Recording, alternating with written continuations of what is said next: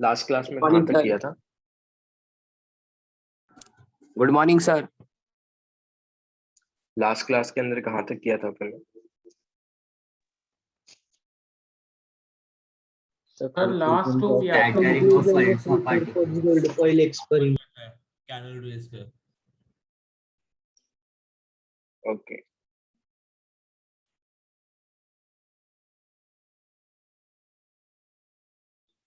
Wait minute. हाँ actually मैं phone से भी लॉग इन कर लेगा।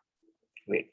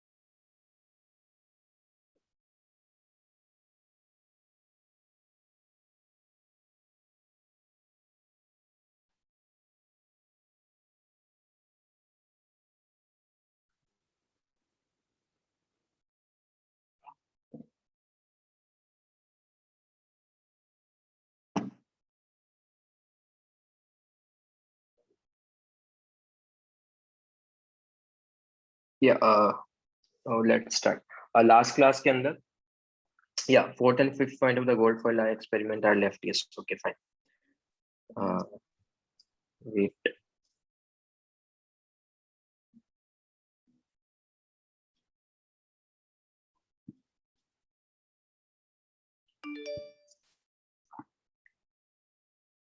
या फर्स्ट थिंग, अगर सपोज तुम्हारे पास, अगर सपोज कभी भी let's say there are two alpha particles, one has kinetic and one has velocity 5 meter per second and another has velocity 50 meter per second। ठीक है, तो स्पीड जब ज्यादा होगा तो स्कैटरिंग कम होगा या फिर ज्यादा होगा? अगर लेट्स से एक सपोज यहाँ पे पॉजिटिव चार्ज है, एक अल्फा पार्टिकल्स हमारे पास 5 मीटर पर सेकंड से ट्रेवल कर रहा है और एक हमारे पास 50 मीटर पर सेकंड से ट्रेवल कर रहा है, जो स्कैटरिंग होगा, डिफ्लेक्शन होगा, वो किस केस में ज्यादा होगा, 5 मीटर पर सेकंड में या फिर 50 मीटर पर सेकंड? 50। बच्चे चैट सेक्शन के अंदर पर मेंशन कर दो प्लीज। बच्चे एक लॉजिकली चीज सोचो, डिफ्लेक्शन करवा रहे हो, ठीक है, पॉजिटिव चार्ज है, वो उसको रिपेल करेगा, एक बहुत स्लो जा रहा है और एक बहुत फास्ट जा रहा है, तो कहाँ पे डिफ्लेक्शन की टेंडेंसी ज्यादा होगी? स्लो वाले केस में, ठीक है। तो अगर तुम्हारे पास काइनेटिक एनर्जी जितना ज्यादा होगा ना, उसका स्कैटरिंग जो होगा, उसके नंबर ऑफ अल्फा पार्टिकल्स होंगे उतने ही कम होंगे। जितना पार्टिकल स्लो होगा उसको डिफ्लेक्ट करना उतना इजियर हो जाएगा। तो जो जब उसने मेजरमेंट किया, देन ही ऑब्जर्व दैट, उसने काइनेटिक एनर्जी चेंज किया अल्फा पार्टिकल्स का, एंड ही ऑब्जर्व दैट जो scattering, number of scattering of alpha particle था, it is the inversely proportional to 1 upon kinetic energy का square. number of scattering of alpha particle is inversely proportional to 1 upon kinetic energy का square। ठीक है, मैं फिर से repeat कर देता हूँ। if there are two particles, if there are two alpha particles, one has speed 5 meter per second and another has 50 meter per second। जो 5 मीटर पर सेकेंड होगा बहुत स्लो ट्रेवल कर रहा है, तो स्लो ट्रेवल करेगा तो न्यूक्लियस उसको इजीली डिफ्लेक्ट कर लेगा, ज्यादा अल्फा पार्टिकल्स डिफ्लेक्ट होंगे। वही है कि 50 मीटर पर सेकेंड होगा तो उसको टाइम ही नहीं मिलेगा, बहुत फास्ट निकल जाएगा अल्फा पार्टिकल्स, बिकॉज उसको टाइम ही नहीं मिलेगा, तो वहां पे डिफ्लेक्शन भी क्या होगा, कम होगा। क्लियर है वाला पॉइंट सबको?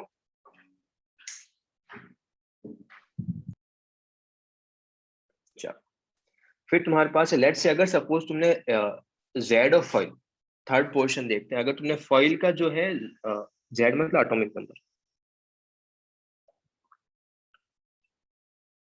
अगर तुमने Z ऑफ फॉइल को इंक्रीज कर दिया, Z मतलब लेट्स एलिमेंट X है, उसका एटॉमिक नंबर Z है, मास नंबर A है। अगर Z इंक्रीज कर दोगे तो नंबर ऑफ प्रोटॉन्स इंक्रीजेस और decreases?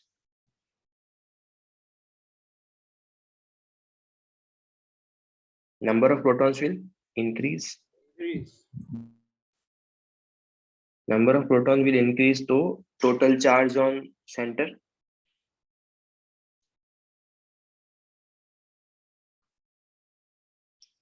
Total charge on nucleus. वो क्या होगा?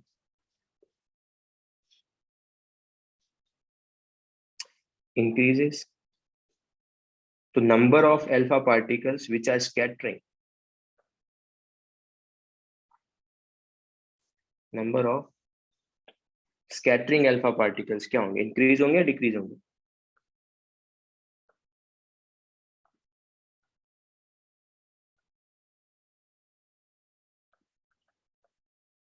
वो भी क्या हो जाएंगे तुम्हारे पास? Increase हो जाएंगे।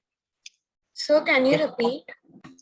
बच्चे अगर Z ऑफ फॉइल इंक्रीज होगा, एटॉमिक नंबर इंक्रीज होगा तो नंबर ऑफ प्रोटॉन्स इंक्रीज होंगे।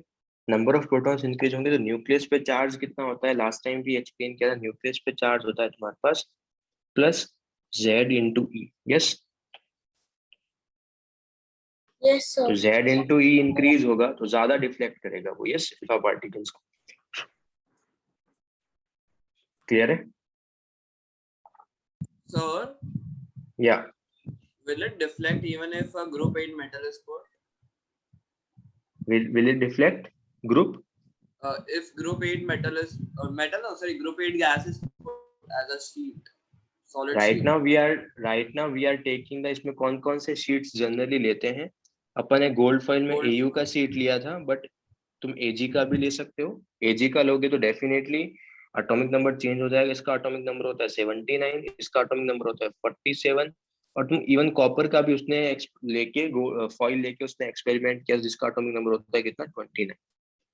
तो अगर मैं डिफ्लेक्शन की number of alpha particle scattering जो होगी वो सबसे ज्यादा किसमें होगा? AU, AG या copper?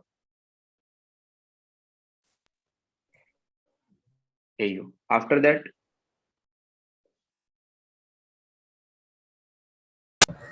AG। Sir, why is kinetic energy square written as sin raised to the power 4 theta by 2? You are not audible. Why you are? Sir, why is kinetic energy square written as sin raised to the power theta, sin raised to the power 4 theta upon 2? वो मैंने अभी तक explain ही नहीं किया। Second point explain नहीं किया मैंने, first के बाद सीधा थर्ड पॉइंट एक्सप्लेन किया।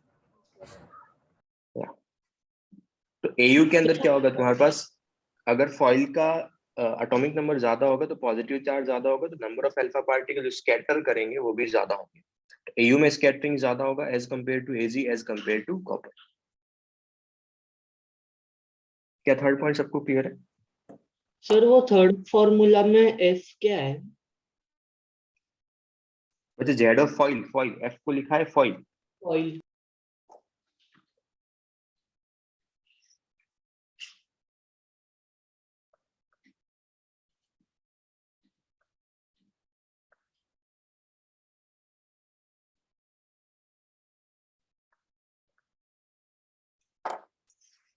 अगर मैं मेटल का थिकनेस भी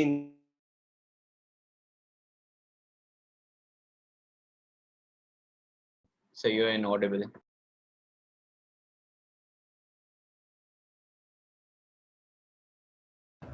Sir, we can't hear Sir, you. you are inaudible.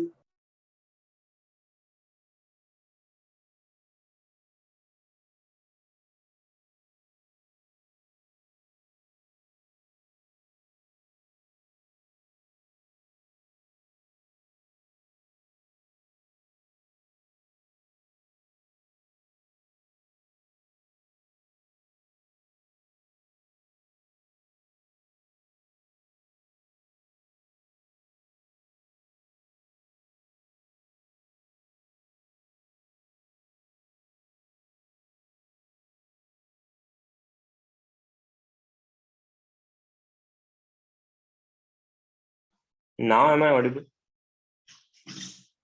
Yes, sir.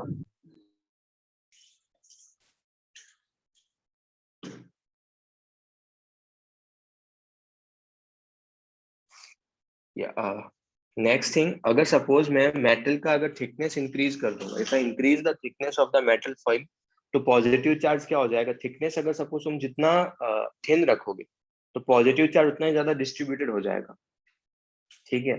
तो तुम एक चीज ये बताओ कि स्कैटरिंग जो होगी वो कब ज्यादा होगा? जब थिकनेस ज्यादा होगा या थिकनेस कम होगा? Number of scattering of alpha particles will be more when thickness of foil will be greater और लेसर। क्योंकि थिकनेस अगर कम करोगे तो डिस्ट्रीब्यूट होगा चार्ज, अगर डिस्ट्रीब्यूट हो गया पॉजिटिव चार्ज, डिफ्लेक्शन कम होगा थिन के केस में। तो अगर थिकनेस अगर ज्यादा होगा तो डिफ्लेक्शन भी क्या होगा? ज्यादा होगा। मैं फिर से रिपीट कर रहा हूँ, अगर सपोज तुमने थिकनेस कम किया तो पॉजिटिव चार्ज डिस्ट्रीब्यूट हो जाएगा। अगर पॉजिटिव चार्ज डिस्ट्रीब्यूट हो गया तो we can simply say that कि तुम्हारे पास डिफ्लेक्शन भी जो होगा वो क्या होगा? कम होगा, थिकनेस कम होने पे। तो number of scattering of alpha particle is again directly proportional to thickness of the metal foil. ये मैंने फोर्थ पॉइंट अभी एक्सप्लेन किया। So can you repeat fourth point? If we decrease the thickness of metal foil, the charge will be distributed. ये point clear है? नहीं sir, यही समझ। बच्चे अगर थिकनेस कम करेगा तो पॉजिटिव चार्ज ज्यादा डिस्ट्रीब्यूट होगा ना। पहले लेट से तूने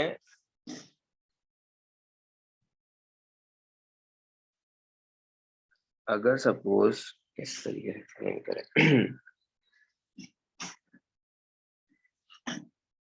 लेट से इसका एरिया है तेरे पास 10x5 किसी शीट का, और इसका थिकनेस है लेट से 2, तो वॉल्यूम कितना हुआ इसका? 10 into 5 into 2 100. 10x5 into 2। अब तूने क्या कर दिया? तुमने शीट जो था उसका जो ये वाला है थिकनेस वो 1 ही कर दिया, बट वॉल्यूम अभी भी तुमको 1 मेंटेन रखना है। तो क्या मैं इसको ऐसा बोल सकता हूँ, उसको 10x10x1 लिख सकता हूँ? लेट्स इस बार दोनों की साइड्स क्या हो गई, एरिया कितना हो गया? 10x10। क्लियर है? Yes sir. Yes sir. अगर मैंने थिकनेस को डिक्रीज कर दिया तो चार्ज डिस्ट्रीब्यूट हो जाएगा। हाँ yes sir. अगर चार्ज डिस्ट्रीब्यूटेड हो गया तो number of deflection alpha particles क्या होगा? डिक्रीज होगा, इंक्रीज होगा? Decrease. वही एक्सप्लेन किया है मैंने। If you increase the thickness, positive charge क्या होगा तुम्हारे पास? ज्यादा होगा, डिस्ट्रीब्यूटेड नहीं रहेगा, तो डिफ्लेक्शन जो होगा, स्कैटरिंग होगा, यहाँ पे मोर होगा।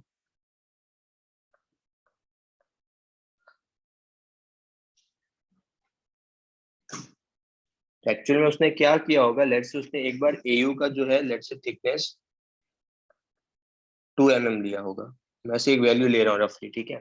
2 mm तो बहुत ज्यादा हो गया। लेट्स से एक बार उसने एयू का थिकनेस लिया ऐसा 10⁻⁻⁴ mm, और एक बार उसने एयू का ही थिकनेस लिया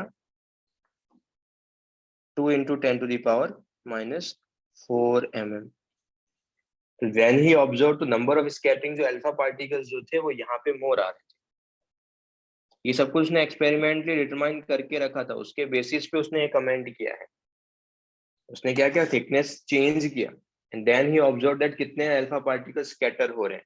एक बार उसने एजी का फॉइल लिया, एक बार उसने एयू का फॉइल लिया, then he observe that AU के फॉइल में स्कैटरिंग ज्यादा हो रही है एज कंपेयर टू एजी। तो ये जो भी रिलेशन आ रहे हैं स्क्वायर के, किसी में स्क्वायर के आ रहे हैं, किसी में डायरेक्टली प्रोपोर्शनल आ रहे हैं, ये उसने एक्सपेरिमेंट एक्चुअल में करके देखे। क्लियर है वाला point?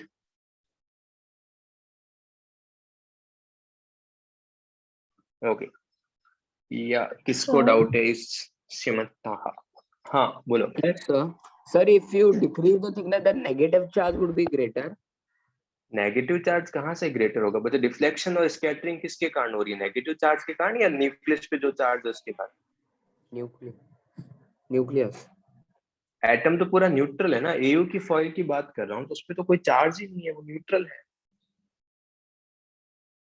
Okay sir. Okay Yes sir. Okay चलो फिर अब एक चीज ये बताओ, जब Sir, लास्ट में या मतलब थिन फॉइल में चार्ज डिस्ट्रीब्यूट होता है, इसकी वजह से स्कैटरिंग नहीं होता है, और थिक फॉइल में Scattering? स्कैटरिंग होता है। स्कैटरिंग कम होता है, नहीं होता है, ये बात नहीं कर रहे हैं पर, ठीक है, होगा स्कैटरिंग, बट लेट्स से अगर वहां पे 5 पार्टिकल स्कैटर हो रहे हैं तो यहाँ पे 10 पार्टिकल स्कैटर हो रहे हैं, अगर तुमने थिकनेस को डबल कर दिया तो। क्लियर है बच्चे? Yes sir. लास्ट पॉइंट क्या है, अगर सपोज तुम एक चीज ये बताओ, जिनका डिफ्लेक्शन, अगर theta angle of deflection increase हो रहा था,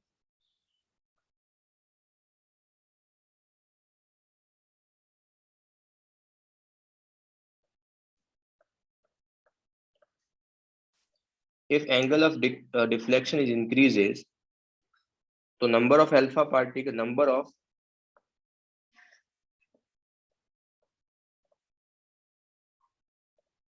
of scattering of alpha particles, those who have the greater angle of deflection, number of alpha particles वो क्या थे, कम थे या ज्यादा थे? higher the alpha of deflection। बच्चे डिफ्लेक्शन जिनका काव्यन लास्ट टाइम देखो क्या एक्सप्लेन किया था,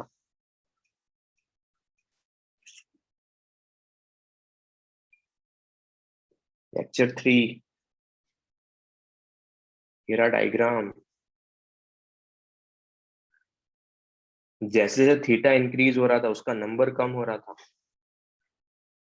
स्ट्रेट वाली 4 लाइंस थी, 90 वाले भी तुम्हारे पास 2 लाइंस थे, 90 या 90 से ग्रेटर वाले 2 to 3 लाइंस थे, 180 वाली ओनली 1 रेज थी। As we increase the angle of deflection, number of scattering of alpha particles क्या हो रहे थे, दे आर डिक्रीजिंग।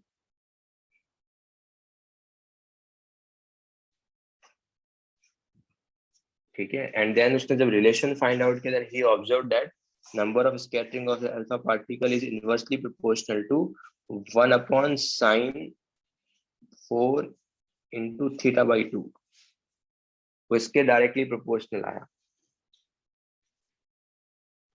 सर वो थीटा बाई 2 है कि थीटा बाई जेड है? थीटा बाई 2 है बच्चे वो। तो एग्जाम में क्वेश्चन कैसे आए, क्या बच्चे बोले? अप्रोक्सीमेट है। हाँ अप्रोक्सीमेट, उसने ये सब कुछ जो रिलेशन फाइंड आउट किए हैं उसने किस बेसिस पे किए, जो उसने एक्सपेरिमेंट किया उसके बेसिस पे उसने ये ऑब्जर्व किया। हम जस्ट ट्राइंग कि वो किस तरीके से रिलेट है, मतलब मैं पावर 4 क्यों आ रहा है उसका रीजन नहीं दे रहा, बिकॉज उसने 2 डेटा लिए उसके बेसिस पे कमेंट किया कि थीटा अगर चेंज करोगे तो मतलब स्कैटरिंग किस तरीके से, number of scattering of alpha particles किस तरीके से चेंज हो रहा है। ओके, एग्जाम में क्वेश्चन कैसे आएंगे, एग्जाम में रिलेशन पूछेंगे, scattering, number of scattering of alpha particle is inversely proportional to kinetic energy, does this statement is true or false? Sir, number of scattering of alpha particle is inversely proportional to kinetic energy, does this statement is true or false? It's false. It is square of kinetic energy के inversely proportional होगा। It is inversely proportional to square of kinetic energy, not kinetic energy. इस type के questions exam में आएंगे, ठीक है। Which of the following statement is true regarding the Rutherford Goldfoil experiment? The basis of that we can comment, we can solve these type of questions. Clear है ये वाला part? Yes sir. बच्चे exam में statement ऐसे आएगा, number of scattering of alpha particle is inversely proportional to kinetic energy, तो this particular statement will be false. अगर statement ऐसा है कि number of scattering of alpha particle is inversely proportional to square of kinetic energy, then this particular statement will be true. Prisha, clear है ये वाला part? Yeah. Yes, वंश क्या doubt है बोलो। So can you explain the theta one again? बच्चे जो इसका डिफ्लेक्शन जो हो रहा था 180 से जिसका डिफ्लेक्शन होता वो हाईएस्ट डिफ्लेक्शन था। Yes sir. उसके ऐसे नंबर ऑफ अल्फा पार्टिकल्स कितने थे, बहुत ज्यादा थे बहुत कम थे? So less. They were very less, yes. So we can simply say that na, if the angle of deflection will increase, number of scattering of alpha particles will decrease. Yes, sir, but how the sine for theta upon 2k? तो बच्चे मैंने वही तो explain किया था अभी कि ये रिलेशन जो साइन क्यों आ रहा है, कॉस क्यों नहीं आ रहा, थीटा क्यों आ रहा है, थीटा बाई 2 क्यों नहीं आ रहा, जो उसके पास जो भी डेटास थे उससे जो रिलेशन फाइंड आउट किया था वो इस तरीके से रिलेशन को फॉलो कर रहा है. Okay, sir. ठीक है, मतलब लेट्स से ऐसे मतलब चेंजेस कैसे होते हैं. लेट्स अज्यूम के मैं तुमको फोर्थ वाला एक्सप्लेन करता हूँ, थिकनेस ऑफ मेटल फॉइल का. Let's say thickness of metal foil में उसने क्या किया होगा, ही हैज टेकन AU का एक बार फॉइल लिया उसने 10 to the power -4 mm, ठीक है. और यहाँ पे नंबर ऑफ स्कैटरिंग पार्टिकल्स आ रहे थे.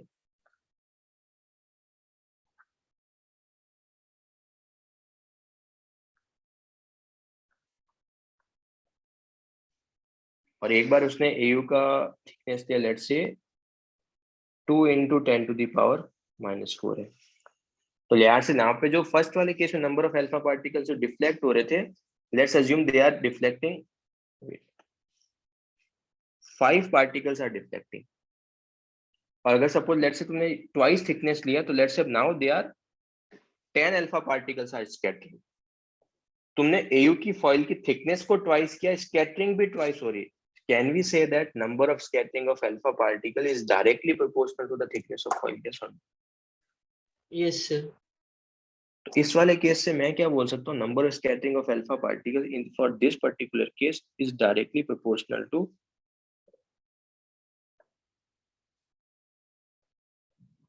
थिकनेस ऑफ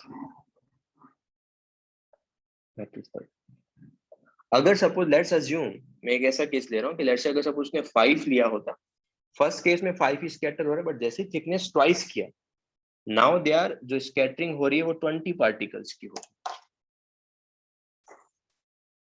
अब वो किसके इक्वल होगा? अगर तुमने इसको ट्वाइस किया है,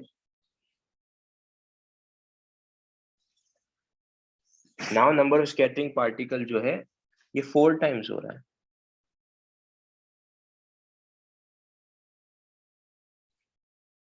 तो नाउ दिस इज द जो भी थिकनेस है, अगर तुम थिकनेस को ट्वाइस कर रहे हो, scattering of alpha particles 4 times हो रहा है. तो नाउ अगर ये थिकनेस ऑफ मेटल फॉइल की किसके प्रोपोर्शनल होता, उसके स्क्वायर के प्रोपोर्शनल होता. यस. Yes.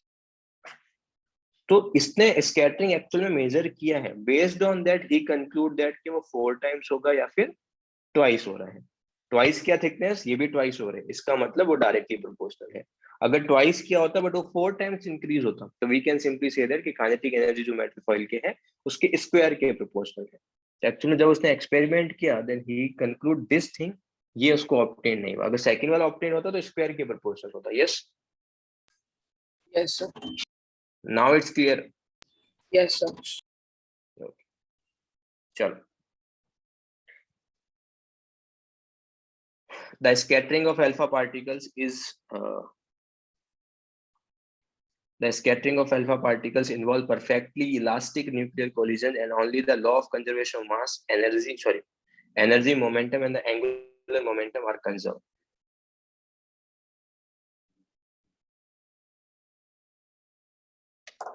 मतलब what is the perfectly elastic collision? Let's assume if we take a one cricket ball, ठीक है, अगर तुम क्रिकेट का एक बॉल ले रहे हो, उसका हाइट लेट्स से h है. If we release the cricket ball from h height, it will strike the ground, and अगर सपोज वापस जब ऊपर आएगा उसी हाइट तक आएगा, फिर उससे कम हाइट तक आएगा. उससे कम. Why this is happening? Energy is lost. That's it. Chat section. Yeah. जो हाइट होगा वो क्या होगा, लॉस ऑफ एनर्जी होगा. बट किस फॉर्म में होगा loss of energy? Potential energy. Loss of energy किस फॉर्म में होगा? when the cricket ball strike to the ground, friction के अंदर एनर्जी लॉस होगा, साउंड के अंदर एनर्जी लॉस होगा, and I am just talking about the energy loss. Conversion की बात नहीं चल रही है कि सर पोटेंशियल काइनेटिक में कन्वर्ट होगा. No, I am talking about तुम्हारे पास लॉस किस फॉर्म में हो रहा है energy? When the cricket ball strike to the ground there will be some deformation में एनर्जी लॉस होगा, साउंड में एनर्जी लॉस होगा, हीट में एनर्जी लॉस होगा, फ्रिक्शन में एनर्जी लॉस होगा। तो because of the energy loss हो रहा है इसलिए फिर से एच हाइट तक नहीं आ रहा। If we release the cricket ball from H height, तो अगर सब जैसे ही ग्राउंड से स्ट्राइक करेगा फिर से एच हाइट तक नहीं आएगा। That type of particular collision are called the inelastic collisions, जहां पे एनर्जी लॉस होता है। अगर सपोज तुमने क्रिकेट बॉल को एच हाइट से रिलीज किया, वापस वो एच हाइट तक ही आ रहा है, इट मींस दैट क्या कोई एनर्जी लॉस हुआ है? नो, एनर्जी कंजर्व है। Yes, that particular collisions are called the elastic collisions. So can you that particular, repeat please? अगर सपोज तुम कभी भी एच हाइट से क्रिकेट की बॉल को रिलीज कर रहे हो, वापस एच हाइट तक ही आ रहा है, तो we can simply say that there is no energy loss जब भी वो ग्राउंड से स्ट्राइक कर रहा है। देन तो अगर एनर्जी लॉस नहीं होता है, अगर एनर्जी कंजर्व रहता है, मोमेंटम कंजर्व रहता है, एंगुलर मोमेंटम क्या होता है वी विल सी फर्दर जब बोर्ड्स मॉडल देखेंगे, तो अगर ये सारी चीजें कंजर्व रहती है तो एनर्जी लॉस नहीं हो रहे, that particular collisions are called the elastic nuclear collisions.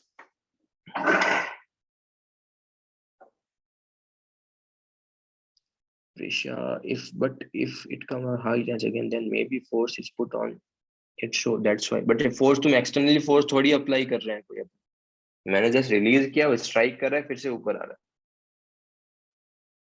जो नेचर में जो लग रहा है जो फोर्स, उसी को अपन कंसिडर करें, मैं उस पर कोई एक्स्ट्रा फोर्स अप्लाई नहीं कर रहा। This is the ideal case condition. Perfectly elastic collision जो है, this is the ideal case condition. We assume that कि वहां पर कोई भी एनर्जी लॉस नहीं हो रहा है। यस बोलो चिमंता। Yes, sir. Sir, if Yeah. it is in the middle, there is loss in energy. अगर मिडिल में है तो स्ट्राइक किया ही नहीं ना बच्चे। अच्छा। Simply, I can simply say that, wait, let's assume, अगर suppose, let's take this particle.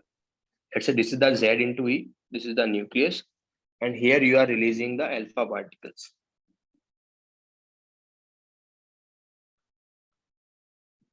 At this point, kinetic energy of alpha particles is kinetic energy, let's assume it's 2 joule, and potential energy, let's assume it's 5 joule. Alpha particle has plus 2e charge. तो जो Z है और alpha particles है, तो force किस direction में लगाएगा? जो पॉजिटिव चार्ज है वो अल्फा पार्टिकल से फोर्स किस डायरेक्शन में लगाएगा? प्लस एक्स एक्सिस की डायरेक्शन में, माइनस एक्स एक्सिस की डायरेक्शन में। Let's say this is the x axis. It will repel या फिर अट्रैक्ट? It will repel. तो जो फोर्स लगेगा वो कहाँ लगेगा तुम्हारे पास? माइनस एक्स डायरेक्शन में लगेगा। इस डायरेक्शन में क्या लगेगा तुम्हारे पास? रिपल्शन फोर्स लगेगा।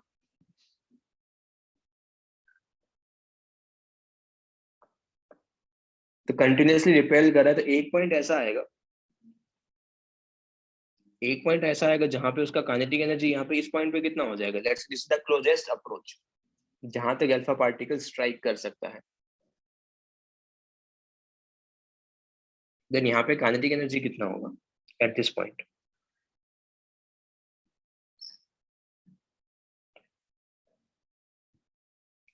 जीरो, क्योंकि वो एकदम क्या हो गया, यहाँ पे इसकी वेलोसिटी क्या होगी? जीरो। तो पोटेंशियल एनर्जी कितना होगा?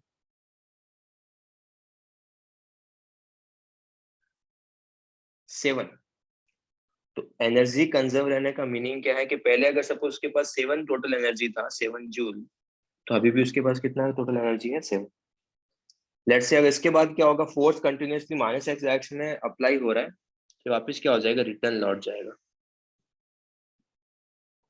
लेट्स से किसी पर्टिकुलर पॉइंट पे जब वापस रिटर्न आ रहा है, किसी पर्टिकुलर पॉइंट पे, लेट्स से यहाँ पे, लेट्स अज्यूम कि यहाँ पे इसका potential energy is given at this point. Potential energy let's say हमारे पास है 6 जूल है। then what will be the kinetic energy?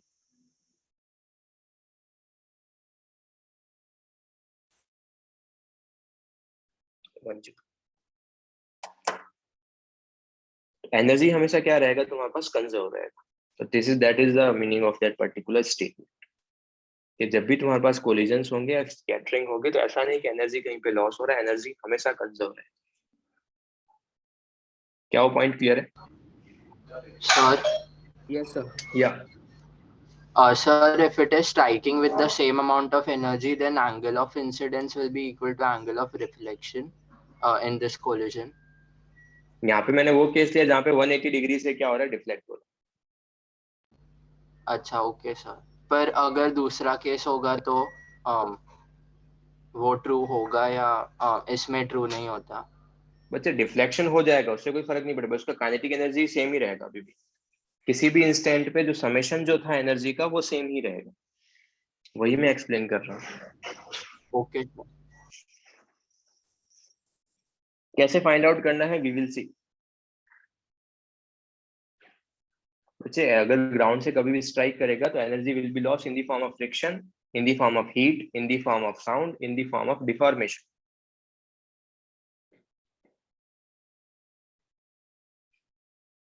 Yes Ankita.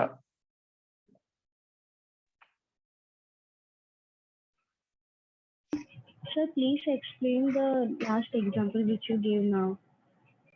मैंने बताया कि एनर्जी हमेशा कंजर्व रहता है। ये वाला दिस एग्जांपल, Yes, sir.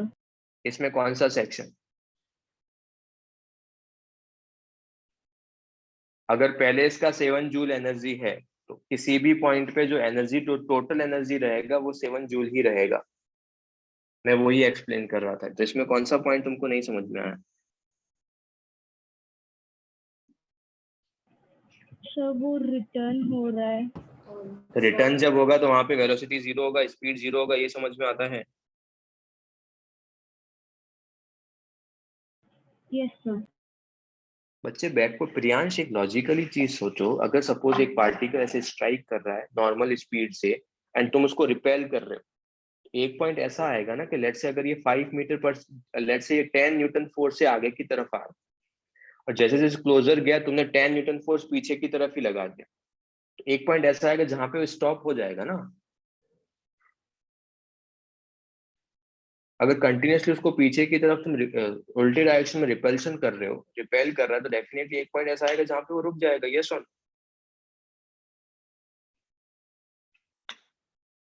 जहां पे वो रुक जाएगा उसका वेलोसिटी कितना अज्यूम कर लिया उसका, उस टाइम उसका वेलोसिटी या स्पीड कितना होगा? 0। अगर स्पीड तुम्हारे पास 0 होगा तो काइनेटिक एनर्जी क्या होता है तुम्हारे पास? Half mv²। अगर स्पीड 0 होगा तो काइनेटिक एनर्जी भी कितना होगा? 0। यस।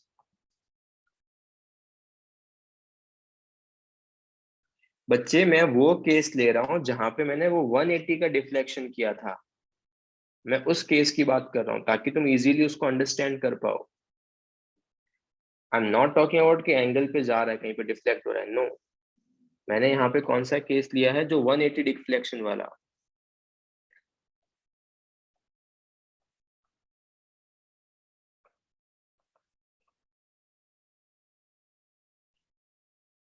तो उस टाइम पे काइनेटिक एनर्जी तुम्हारे पास 0 होगा तो पोटेंशियल एनर्जी कितना हो जाएगा? 7। Ankita yes sir. क्या ये पॉइंट क्लियर है? Yes sir.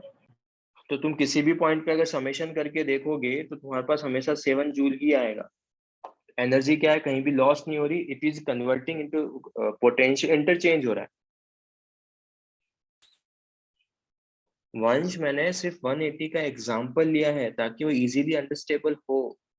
कैसे डिफ्लेक्ट जहां पे करेंगे वहां पर भी एनर्जी कंजर्व रहेगा, यस, बट अभी उसको एक्सप्लेन करना डिफिकल्ट होगा, इसलिए वो वाला एग्जांपल नहीं लिया है।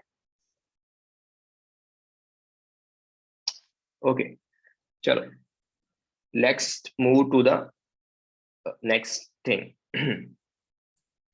First point that is the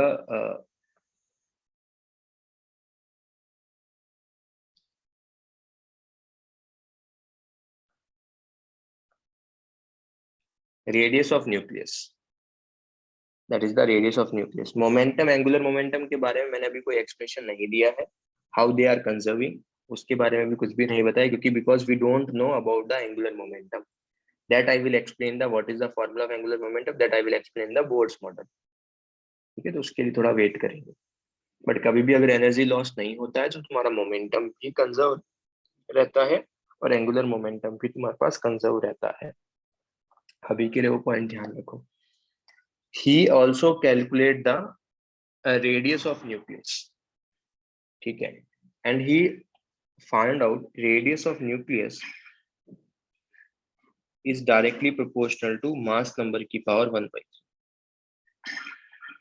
तो उसने एक बार एक्सपेरिमेंट किया गोल्ड फॉइल के साथ, एक बार उसने एक्सपेरिमेंट किया तुम्हारे पास AU की फॉइल के साथ, एंड ही अज्यूम दैट जैसे जैसे मास नंबर इंक्रीज हो रहा है रेडियस ऑफ न्यूक्लियस भी क्या हो रहा है तुम्हारे पास इंक्रीज हो रहा है। And if we remove the proportionality constant then we will get the R0 into a to the power 1/3, where R0 is the constant,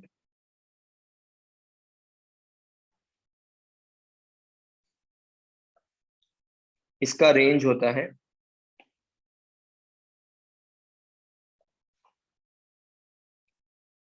1.1 into 10 to the power minus 15 centimeter to 1.44 into 10 to the power minus 15 centimeter के range में इस constant का value होता है। How we determine the R0? अपने we will take one example. Based on that, I will let you know कि R0 कैसे find out कर सकते हैं, ठीक है। बट अभी के लिए ध्यान रखना, he take two nucleus. Let's say एक बार उसने AG ले लिया, एक बार AU ले लिया, and उसके बेसिस पे उसने radius of nucleus find out किया, and he found out that radius of nucleus is directly proportional to mass number की power 1/3, ठीक है। तो ये हमने रिलेशन ऑब्टेन किया है जो अपने को ध्यान में रखना है।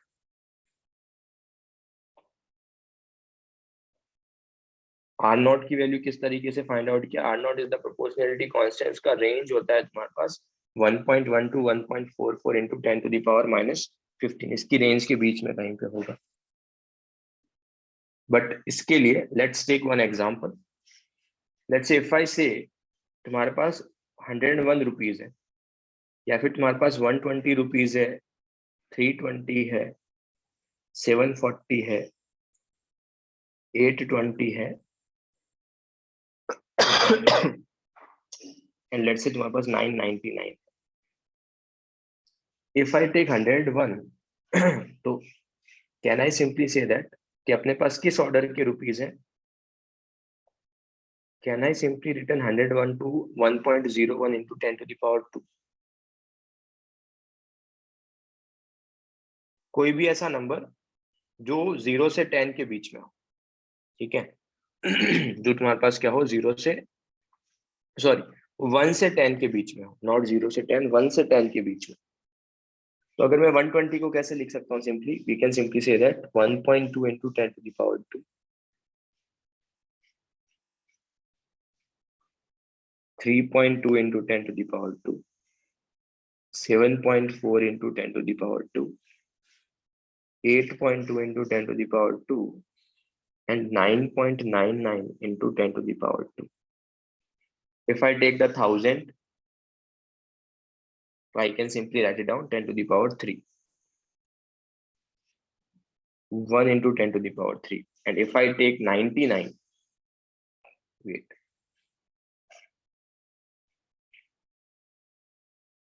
If I take 99,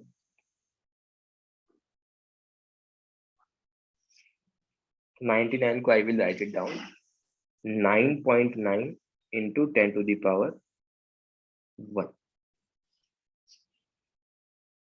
If I choose number from 100 to 999, तो वहां पर एक कॉमन चीज क्या है?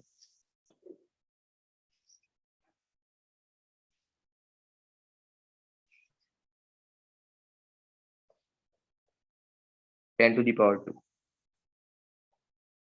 तो अगर सपोज मेरे पास कभी भी रुपीज 101 से लेके 999 तक है, तो I can simply say that मेरे पास 10 की पावर 2 के ऑर्डर के रुपीज है। 10 की पावर 2 के ऑर्डर के क्या है? रुपीज है, ठीक है। If I take 101, 120, 320, 740, 820 and 999, so I can simply write it down in this way. And इन सब में जो कॉमन फैक्टर है,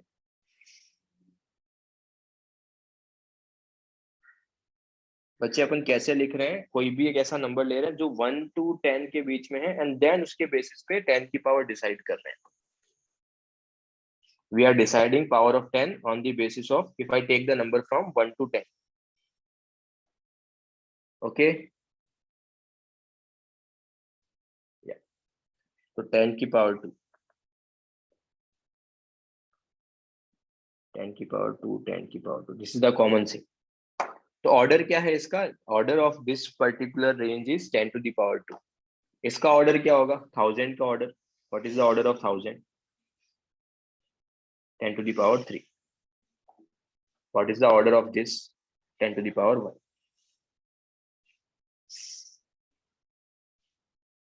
If I talk about what is the radius of order of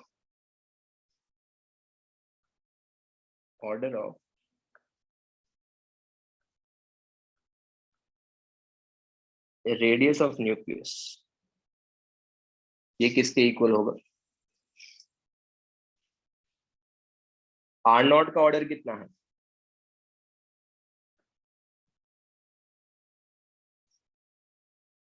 R not का जो order होगा क्या वही order radius of nucleus का होगा? यस. तो order of radius of nucleus will be 10 to the power minus 15 centimetre. मतलब मेरे को सिर्फ 10 की पावर से फर्क पड़ रहा है, बाकी किसी भी जो आगे नंबर जिससे भी मल्टीप्लाई हो रहा है उससे मेरे को कुछ भी फर्क नहीं पड़ रहा है. तो order of radius of nucleus will be 10 to the power minus 15 centimetre. जो भी R नॉट का ऑर्डर होगा वही रेडियस ऑफ न्यूक्लियस का ऑर्डर होगा. एग्जाम में जनरली आगे कुछ वैल्यू होगा, मतलब इट्स नॉट लाइक अगर सपोज मेरे को AU के रेडियस फाइंड आउट करना है न्यूक्लियस का, it will be something into 10 to the power minus 15 centimetre.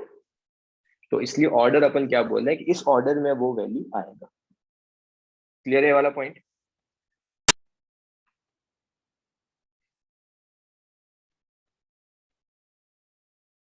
Okay.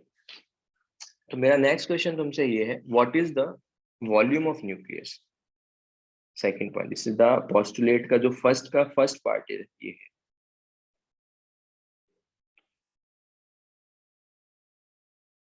या wait, let's take one example. एक प्रॉब्लम सॉल्व करते हैं. मोस्टली नेक्स्ट क्लास ऑनवर्ड्स इसी वीक में मैं तुमको होमवर्क भी दे दूंगा. ठीक है. Let's take wait.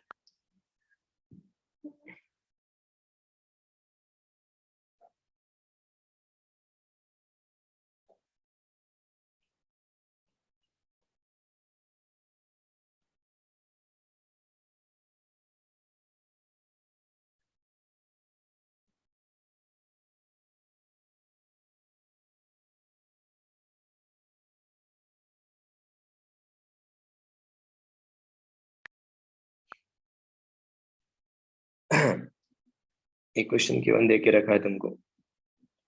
This one.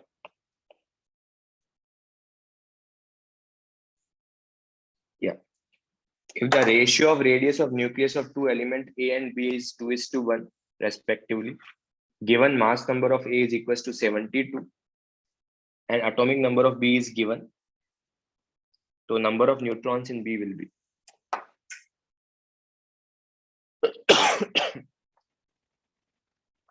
Radius of nucleus का फॉर्मूला ऊपर गिवन है, R not into A to the power. A क्या है तुम्हारे पास? Where A is equals to mass number. Where A is equals to mass number. You know the ratio of radius of nucleus, you know the mass number of A. From there you can find out the mass number of B. Once you get the mass number of B, then you can find out the number of neutrons.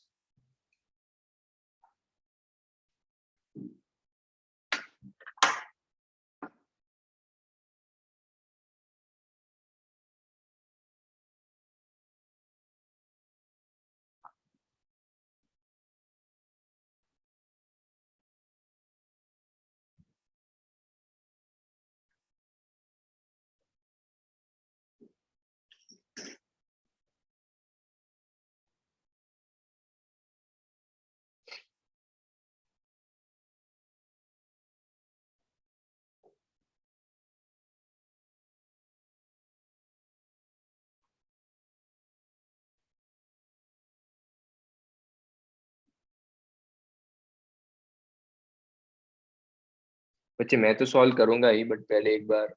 Okay Animesh, good. Animesh का answer सही है।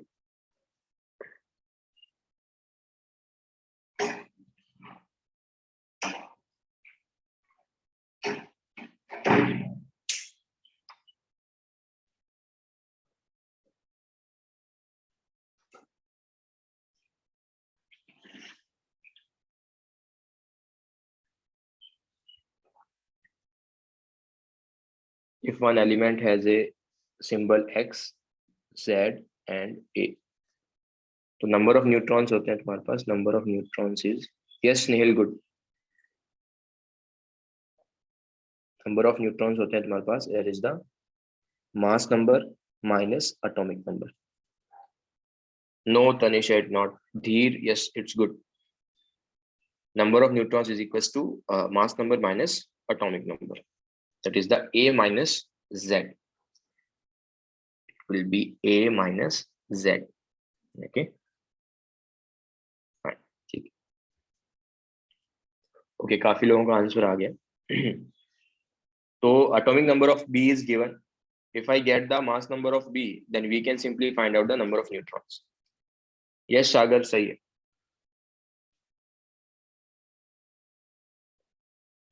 तो radius of A divided by radius of B. This is given 2:1. So radius of nucleus of A, that will be R naught into mass number of A की power 1/3. Or radius of nucleus of B is equals to R naught into mass number of B की power 1/3. Simply ratio ले लो. You can take the ratio. R of A upon R of B, it is given 2:1. R naught से R naught cancel out. That will be equal to mass number of A upon mass number of B की power 1/3. You can simply इसका cube कर लो। तो 2/1 का power cube is equals to mass number of A divided by mass number of B की power 1/3 into 3. तो simply आ जाएगा 8:1 is equals to mass number of A upon mass number of B. So from here mass number of B will be equal to, that is the mass number of A divided by 8, that will comes out 9. And number of neutrons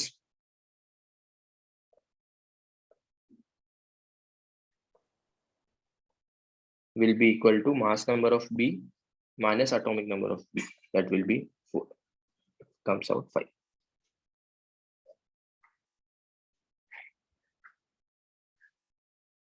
clear है problem सबको?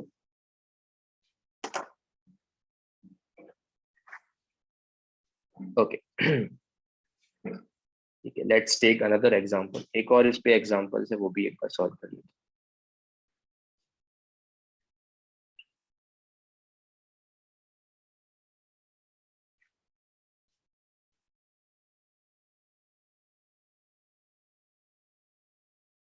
बेटा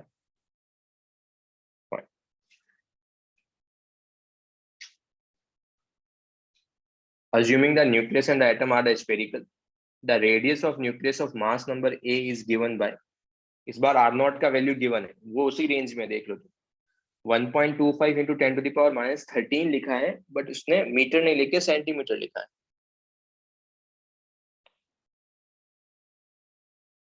तो वो same ही चीज है, ठीक है। The atomic radius of atom is 1 Armstrong. 1 Armstrong किसके इक्वल होता है? 1 Armstrong is equals to 10 to the power minus 10. 10 to the power minus 10 meter. And mass number given उस element का it's 64. Then find out the fraction of atomic volume that is occupied by the nucleus. Fraction का simple meaning, you just want to find out what is the volume of nucleus divided by what is the volume of atom. The fraction of volume occupied by the nucleus is volume of nucleus upon volume of atom का ratio पूछा है, radius atom का given है, and both nucleus and atom are spherical. Now it's fine. Okay, true. Yeah. Mass number is also given, so from there you can find out the radius of nucleus, and radius of atom is also given, 1 Armstrong. 1 Armstrong is equal to 10 to the power minus 10 meter. And we just want to find out what is the volume occupied by the nucleus. The fraction of the volume occupied by the nucleus. Matlab, we just want to find out what is the volume of nucleus upon volume of atom.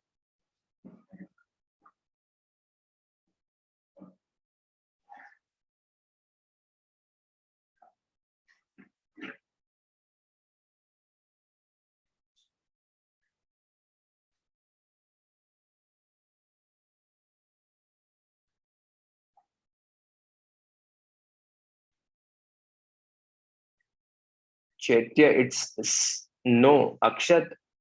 I'm just talking about not the ratio of radius. I'm talking about a ratio of volume. Here I am talking about what is the ratio of volume, not the ratio of radius.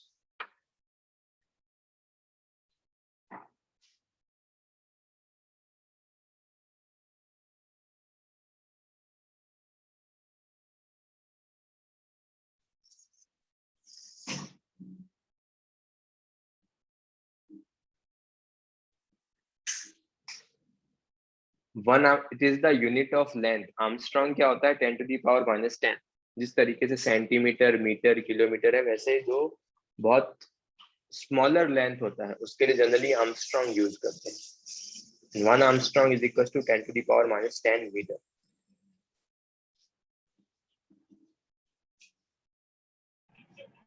Sir radius of nucleus क्या दिया है? ये value given है ना बच्चों, this thing. Sir उसमें वो ए Armstrong है कि क्या है? ये मास नंबर है बच्चे, लिखा है नहीं. मास नंबर की वैल्यू भी गिवन है 64. Okay Snehal, good. ओके अक्षत, गुड.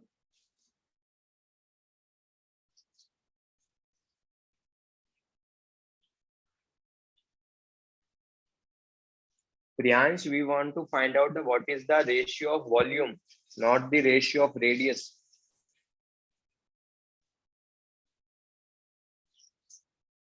No, 1 कैसे होगा बच्चे? न्यूक्लियस बहुत छोटा होता है ना as compare to atom. If you talk about 1 तो मतलब न्यूक्लियस और एटम का रेडियस सेम है, तो मैं क्या बोल रहा हूँ? Volume of nucleus is very small as compare to volume of atom. ये अपन ने पढ़ा है.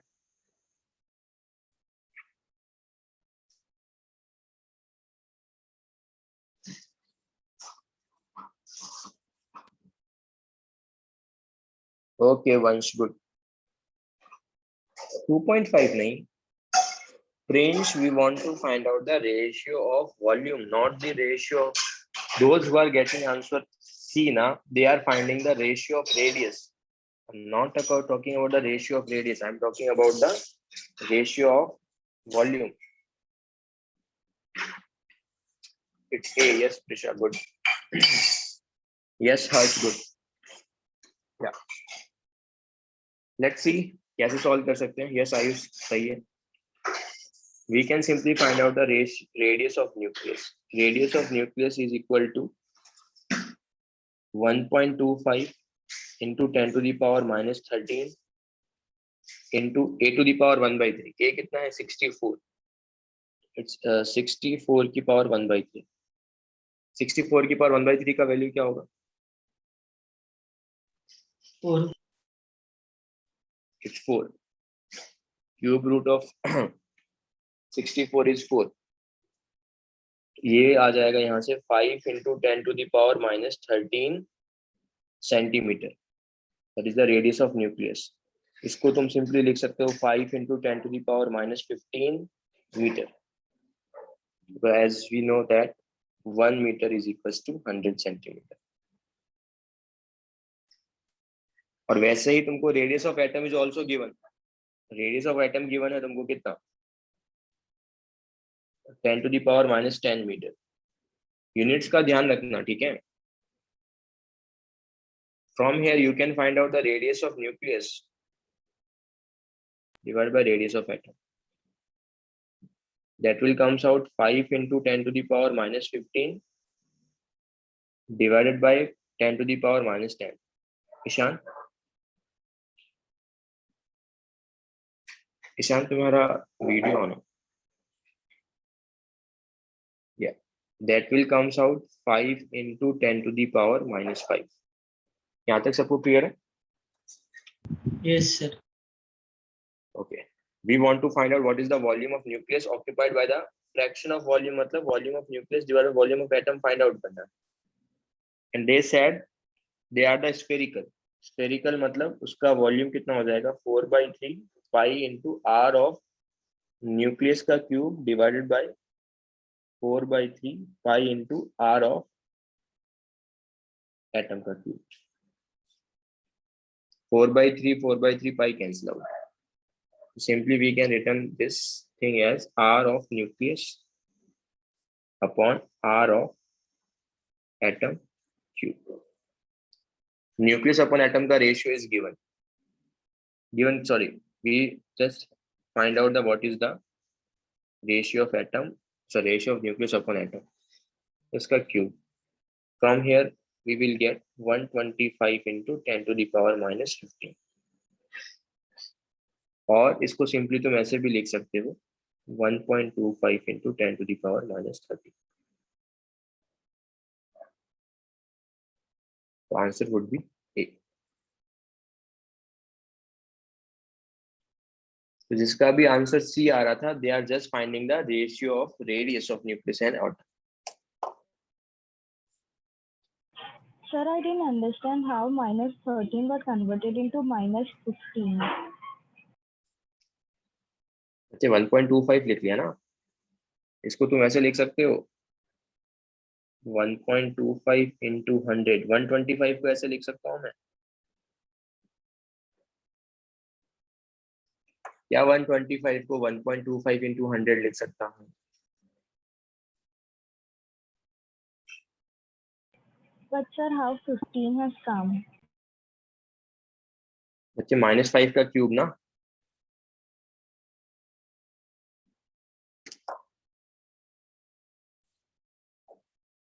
अगर a की पावर x है, उसका अगर तुमने y पावर लिया तो उसको तुम ऐसे लिख सकते हो ना, a की power x into y, yes or no?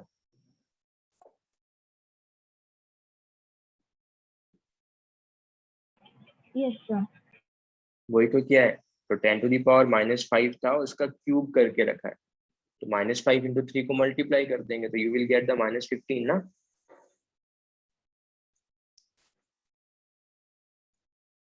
Clear है बच्चे? Yes, sir. और किसी को क्या डाउट है? फिर से एक्सप्लेन करने में कौन सा स्टेप नहीं समझ में आया? किसी का डाउट था कि सर फिर से एक्सप्लेन कर दो? महाकाश, तुम अपना माइक ऑन कर सकते हो, फिर से पूछ सकते हो, बताओ क्या हुआ? सर आपने फर्स्ट रेशियो कैसे निकाला वो मुझे समझ में नहीं आया। फर्स्ट देखो रेशियो रेडियस ऑफ न्यूक्लियस समझ में आया तुझे? हाँ सर। रेडियस ऑफ एटम भी समझ में आया।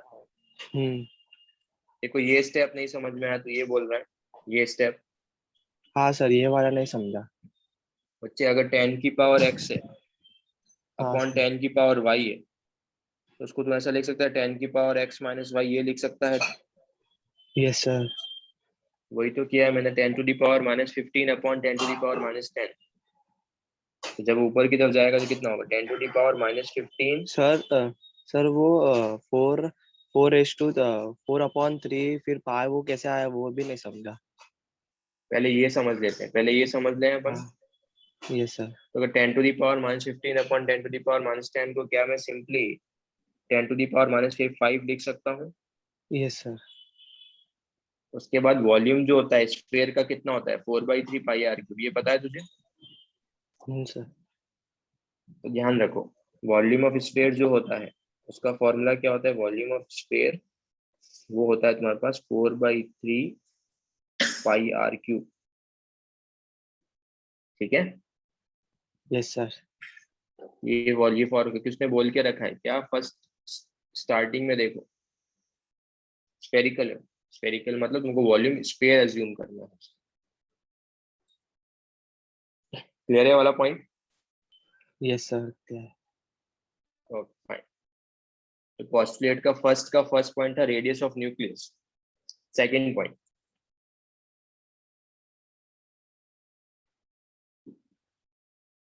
बच्चे एग्जाम में ऐसे क्वेश्चन आएंगे मोस्टली 3 मार्क्स का क्वेश्चन। अगर मेंस में आएगा तो 4 मार्क्स, एडवांस में आएगा तो 3 marks mostly. Okay, what is the volume of nucleus?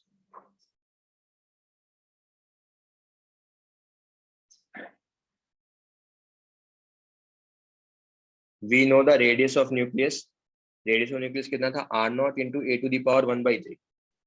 तो अगर मैं न्यूक्लियस को स्फीयर ही अज्यूम कर रहा हूँ तो उसका वॉल्यूम कितना होगा न्यूक्लियस का?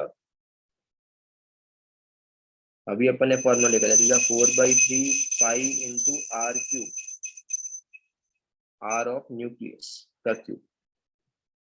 We know the R of nucleus, तो it is the 4/3 pi. R of nucleus is r0 into a to the power 1/3, इसका power 3।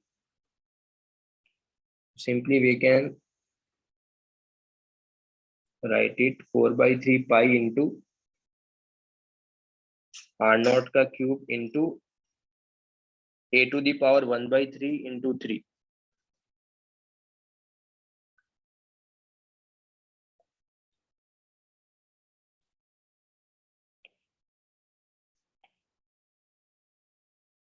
a to the power 1/3 into 3 को सिंपली a लिख सकते हैं अपन, बिकॉज 3 से 3 कैंसिल आउट हो जाएगा।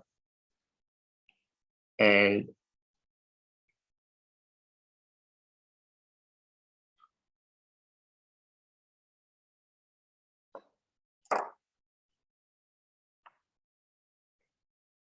Animesh, Animesh, are you there? Yes sir. क्या एटम चेंज होगा तो मास नंबर चेंज होगा? Yes sir. तो मास नंबर चेंज होगा तो क्या radius of nucleus mass number पे डिपेंड कर रहा है क्या? ये वाला फॉर्मूला देख।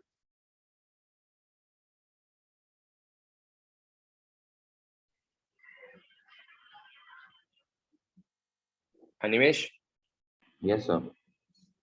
क्या मास नंबर चेंज होगा तो रेडियस ऑफ न्यूक्लियस चेंज होगा या नहीं होगा? यस सर, चेंज होगा। तेरा आंसर मिल गया, तेरे को जो डाउट था उसका। Yes sir. ओके चलो। तो I am just talking about the what is the volume of nucleus. Volume of nucleus क्या होगा? 4/3 pi into R of nucleus का cube. We know the R of nucleus का formula from the above one, that will be equal to r0 into a to the power 1/3 इसका cube. तो cube करेंगे तो r0 का cube आ जाएगा, into a की power 1/3 का क्यूब करेंगे तो सिंपली a आ जाएगा। क्या volume of nucleus mass number पे डिपेंड करेगा? यस और नो? यस। क्या volume of nucleus mass number पे डिपेंड करेगा? यस। क्या तुम्हारे पास जो वॉल्यूम है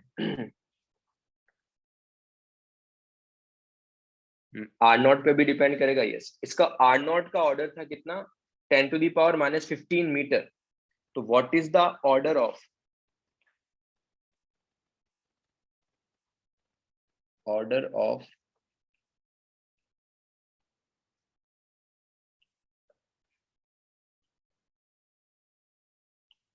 what is the order of volume of nucleus? Okay कल्प, गुड। r0 का ऑर्डर कितना था? 10 to the power -15। तो r0 के क्यूब का ऑर्डर कितना होगा? 10 to the power -15 का क्यूब, तो that is 10 to the power -45 metre cube. वॉल्यूम इस ऑर्डर का आएगा। यस वंश, क्या डाउट है बोलो।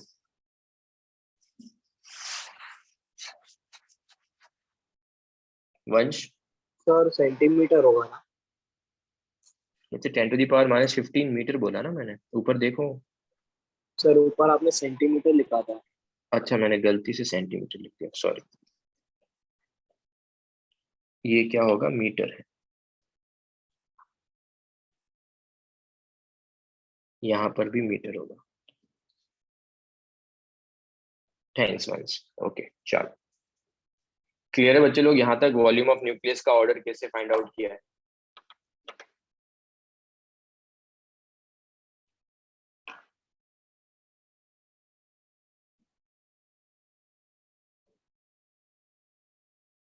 ओके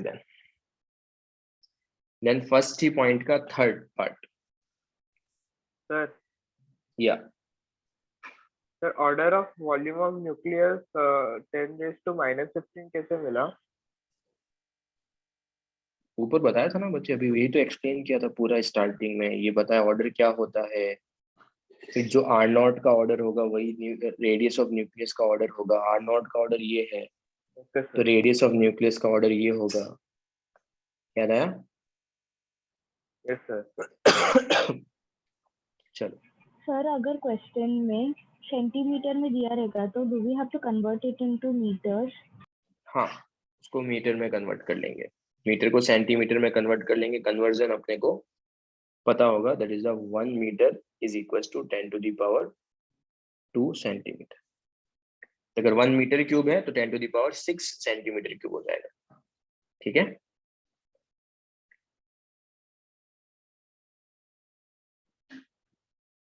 क्लियर है बच्चे जिसका भी डाउट था ये? Yes sir. ओके डेंसिटी क्या होता है? What is the formula of density? Mass upon volume. That is the mass upon volume. ठीक है, तो density of nucleus find out कर रहे हैं। ओके इज द, और अपन एक ही एटम का फाइंड आउट कर रहे हैं। अगर एक ही एटम है सारा का सारा मास कहाँ कंसंट्रेटेड रहता है? सेंटर पे न्यूक्लियस। तो density of nucleus is equals to mass of nucleus, m represent, m लिख दो या फिर w लिख लो, that is the w of nucleus. w of nucleus लिख लो या फिर w ऑफ एटम लिख लो, this is the same thing because सारा का सारा मास कहाँ कंसंट्रेटेड रहता है? सेंटर पे, divided by volume of nucleus. Yes,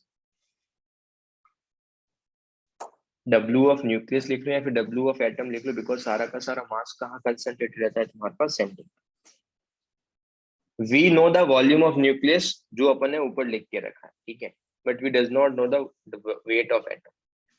एक ऐसा चीज है जो अपन मोल कंसेप्ट में पढ़ेंगे, बट अभी अपन डायरेक्टली वहां से एक चीज एक्सट्रैक्ट कर लेंगे, उसको याद रखेंगे। ठीक है, let's say if you have the sodium ना,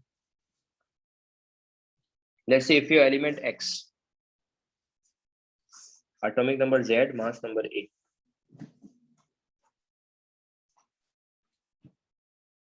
बच्चे वंस स्क्वायर तो माना ही नहीं है ना न्यूक्लियस को, अपने स्क्वायर कहाँ माना अपन?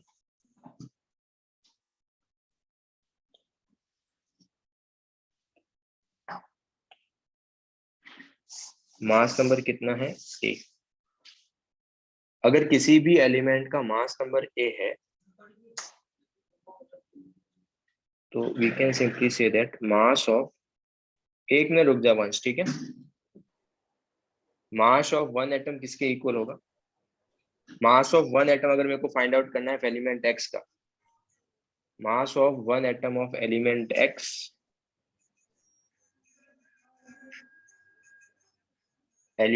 हमारे पास सिंपली हो जाएगा, that is the mass number, that will be equal to mass number into AMU। AMU क्या होता है? Atomic mass unit. Mass unit. Good. And इसका वैल्यू पता है? 1 AMU का वैल्यू ग्राम्स में कितना होता है?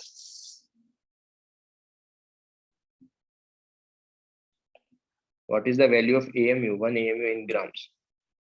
Okay, Snehal, good. 1.66 into 10 to the power minus 27 kg. Atomic mass unit को 1 AMU को simply क्या लिख सकते हैं? 1 AMU is equals to 10 to the power minus 27 kg या फिर 10 to the power minus 24 grams. So let's take one example. If you have the sodium, What is the mass number of sodium?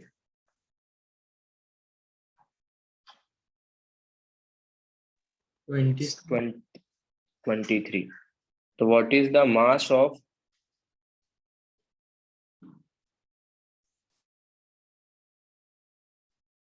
one atom of sodium? कितना हो जाएगा? 11 AMU. बच्चे mass number 23 है ना, Sorry, sir, mass 20. Number को AMU से multiply करना है. यस, तो that will be equal to 23 AMU. अगर मेरे को केजी में फाइंड आउट करना तो we can simply write it down. 23 into AMU को लिख सकते हैं 1.66 into 10 to the power -27 kg. So this is the mass of one atom of sodium. AMU का वैल्यू कैसे आता है? We will that particular section we will discuss in the mole concept. How we find out the value of AMU. ठीक है, but अभी अपने को find out नहीं करना. अभी अपन सिंपली ये चीज ध्यान रखेंगे. लेट्स से अगर मैग्नीशियम का मास नंबर 24 है, तो मैग्नीशियम के एक एटम का मास कितना हो जाएगा? 24 AMU. एल्यूमिनियम का 27 है, तो एल्यूमिनियम के एक एटम का मास कितना हो जाएगा? 27 AMU. बस इतना ध्यान रखना. ये क्लियर है सबको? चलो,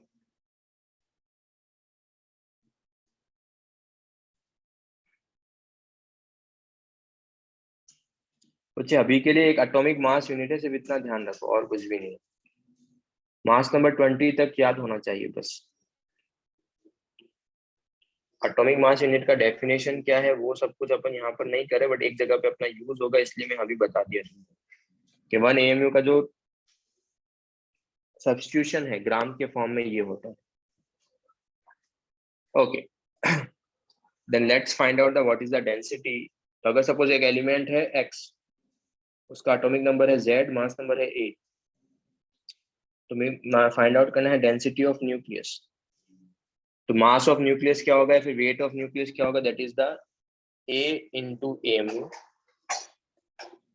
और वॉल्यूम का formula we know, that is the 4/3 pi into A into R0 का क्यूब. ये अपन ऊपर से ये यहाँ पे एक वैल्यू डिराइव किया था, देखो this 4/3 pi into A into R0 का क्यूब, वही वैल्यू यहाँ पे सब्स्टिट्यूट कर दिया. ये पॉइंट क्लियर है?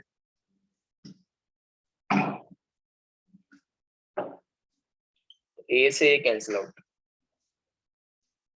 क्या डेंसिटी मास नंबर पे डिपेंड करेगा?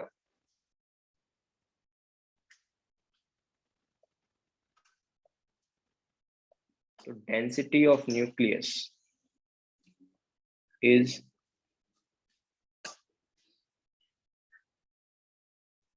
independent from mass number.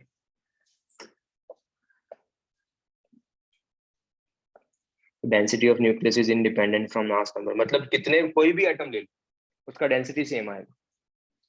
अगर तुम Ag ले लो, Au ले लो, कुछ भी ले लो, तुम्हारे पास डेंसिटी कितना आएगा? तुम्हारे पास सेम. AMU की वैल्यू को सब्स्टिट्यूट कर देते हैं.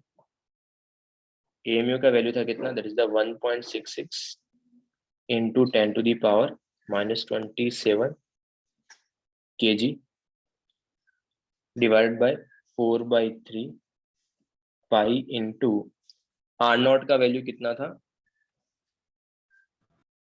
R0 का लेट से कुछ भी एक वैल्यू ले लेते हैं, ठीक है. लेट से मैंने ले लिया 1.1 इंटू 10 टू द पावर -15, इसका क्यूब, और ये मीटर क्यूब है ऊपर, सॉरी डिनोमिनेटर में. R0 का मैंने 1.1 से 1.44 के बीच में कोई भी एक वैल्यू ले लिया, आगे वाला, ठीक है. 1.1 वाला वैल्यू ले लिया, पर मेरे को उससे फर्क नहीं पड़ता. मेरे को सिर्फ क्या करना है, पाई की वैल्यू सब्स्टिट्यूट नहीं करनी, मेरे को सिर्फ ऑर्डर फाइंड आउट करना है बच्चे. मेरा मेन एम क्या है? मेरे को ऑर्डर फाइंड आउट करना. तो 10 की पावर क्या आ रही है वो मेरे को फाइंड आउट करना.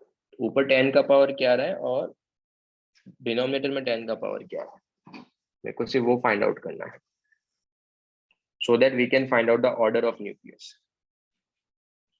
Sorry, what is the order of density of nucleus?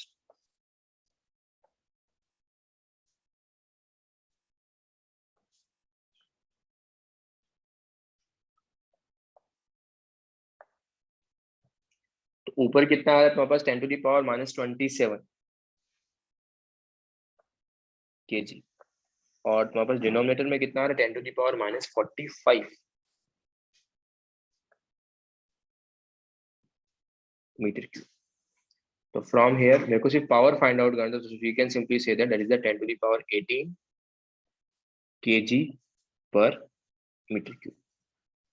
बच्चे 10 to the power -45 ऊपर जाएगा तो प्लस हो जाएगा ना, +45 -27 +45 that will comes out the 10 to the power 18। तो डेंसिटी की वैल्यू बहुत हाई है, बहुत लो है?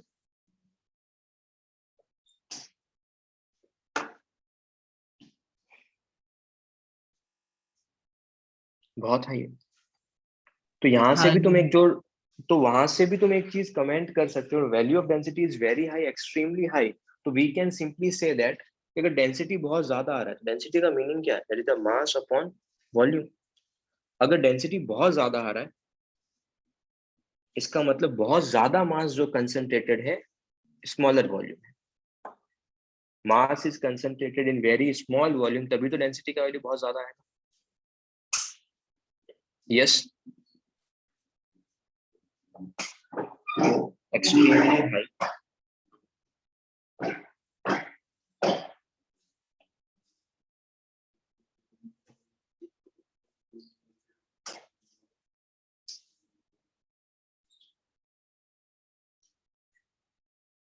So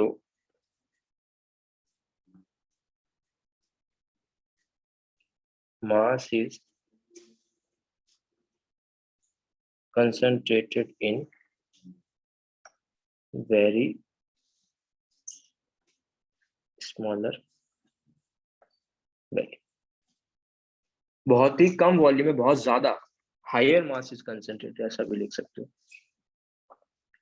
अगर मास बहुत ज्यादा होगा, वॉल्यूम बहुत कम होगा, तभी तो ऐसा आएगा। यस वंश, क्या डाउट है? Sir, how do we know that atom is a sphere? बच्चे वो अजम्पशन लिया ना उसने, तभी तो फाइंड आउट कर पा रहे हैं। जब प्रॉब्लम भी किया था, देखो यहाँ पर भी उसने अजम्पशन लिया था, याद करो। Here we are assuming that के जो न्यूक्लियस है वो स्फेरिकल है, तभी फाइंड आउट कर पा रहे हैं। अगर एग्जाम में स्फेरिकल नहीं दिया, लेट्स से स्क्वायर दे दिया, ऐसा हाइपोथेटिकल केस बना सकता हूँ मैं, ठीक है। अगर हाइपोथेटिकल केस मैंने स्क्वायर बना दिया, तो स्क्वायर के करस्पॉन्डिंग में वॉल्यूम फाइंड आउट कर सकता हूँ, ठीक है। सो दैट, हाँ, वॉल्यूम अगर रेडियस निकाला ना बच्चे, रेडियस का ऑर्डर कितना, रेडियस भी तो 10 to the power -15 ऑर्डर का आ रहा था, ये भी बहुत कम ही था।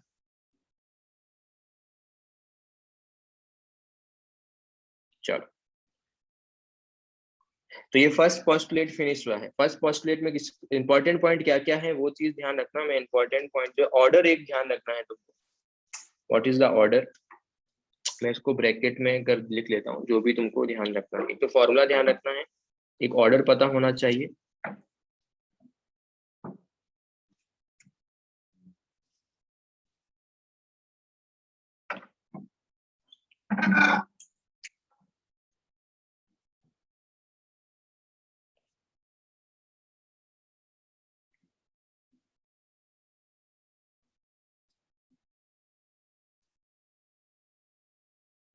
Second thing, and then density का जो ये वाला वैल्यू है वो पता होना चाहिए। डेंसिटी इंडिपेंडेंट है मास नंबर से, बिकॉज एग्जाम में ऐसे ही क्वेश्चंस आएंगे, which of the following statement is true. तो इस टाइप के क्वेश्चंस तुमसे होने चाहिए, एंड ऑर्डर भी ध्यान होना चाहिए। सर आपने लास्ट ब्रैकेट में डाला ना, density of nucleus is independent from mass number, इसका मतलब इट इज नॉट डिपेंडेंट। मतलब मास नंबर पे डिपेंड ही नहीं कर रहा, मतलब सारे के सारे जो भी तुम्हारे पास जितने भी एटम्स हैं, सबका डेंसिटी सेम होगा न्यूक्लियस का, ठीक है। Yes sir. ओके, इसका सेकंड पोस्टुलेट आज फिनिश करते हैं, बाकी जो भी रिमेनिंग पोर्शन है वो नेक्स्ट टाइम देखेंगे। तो सेकंड पोस्टुलेट, और after that you can ask your doubts. Okay okay, order of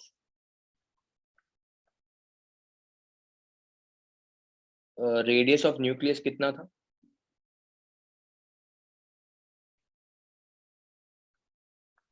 ten raise to 10 to power the -9 yes 10 to the power -15 metre. और जो एटम का रेडियस आता है ना, ये भी अपन ने प्रॉब्लम भी किया था। देखो तुम ये देखो, ये मैंने एटम का रेडियस देख के रखा था यहाँ पे, this is the radius of atom. तो ये किस ऑर्डर का है? 1 आर्मस्ट्रॉन्ग। तो ये किस ऑर्डर का होगा? 10 raised to -10. 10 raised to -10 metre. तो from here you can find out the radius of atom divided by radius of nucleus.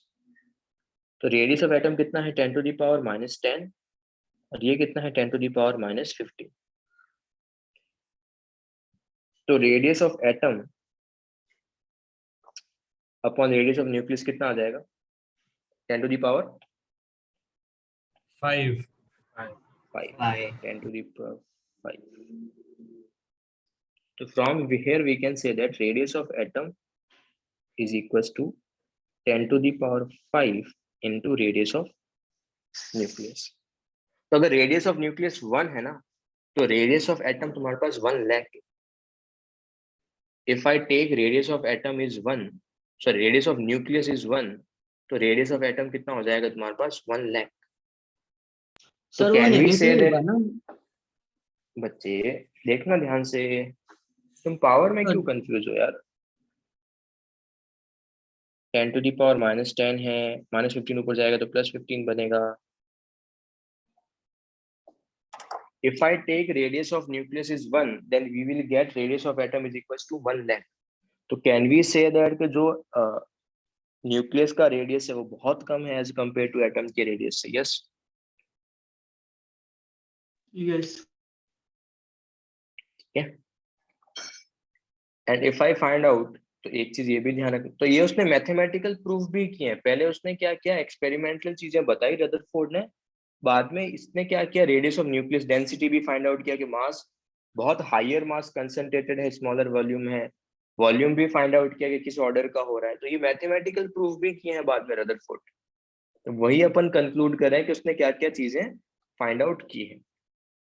और वही अगर सपोज मेरे को फाइंड आउट करना होता volume of atom, second point, divide by volume of nucleus का radius find out करना होता, इसका रेशियो अगर फाइंड आउट करना होता, तो अभी अपन ने ये सेम चीज किया भी था। तो इसको simply we can write it down 4/3 pi into R of atom का cube divided by 4/3 pi into R of nucleus का cube. From here we can simply write it down r of atom upon r of nucleus का cube। 4/3 से cancel out। r of atom upon r of nucleus is mentioned, it is 10 to the power 5। It is 10 to the power 5, तो कितना आ जाएगा तुम्हारे पास? 10 to the power 5 का cube। तो volume of atom is equal to 10 to the power 15 times volume of nucleus. तो volume of nucleus क्या है? बहुत स्मॉलर है as compare to volume of nucleus. Yes no? यही बच्चे सेम पॉइंट अपन ने लास्ट टाइम लिखा भी था। लेट्स से अगर मैं लास्ट लेक्चर में देखो, थर्ड पॉइंट पढ़ो, कंक्लूजन का third point. It indicates that volume occupied by the heavy positively charged is very small as compared to total volume of atom। इसका मीनिंग, और अगर मेरे को स्मॉलर है, बट कितना स्मॉलर है? 10 to the power 15 times smaller है, ऐसा भी मैं कमेंट कर सकता हूँ। अगर एग्जाम में कभी भी ऐसा क्वेश्चन आए कि volume occupied by the heavy positively charge is roughly 10 to the power 15 times smaller than as compared to volume of atom, thus this statement is true। Yes, no? Yes. और एक और भी चीज था क्या? Positive charge is highly concentrated या फिर mass is highly concentrated. ये पॉइंट अपन अभी डेंसिटी में एक्सप्लेन कर दिया था। तो जो भी पॉइंट उसने लास्ट क्लास के अंदर अपन ने डिस्कस किए थे, उसका मैथमेटिकल प्रूफ भी दिया रदरफोर्ड ने बाद में। क्लियर है बच्चे लोग यहाँ तक?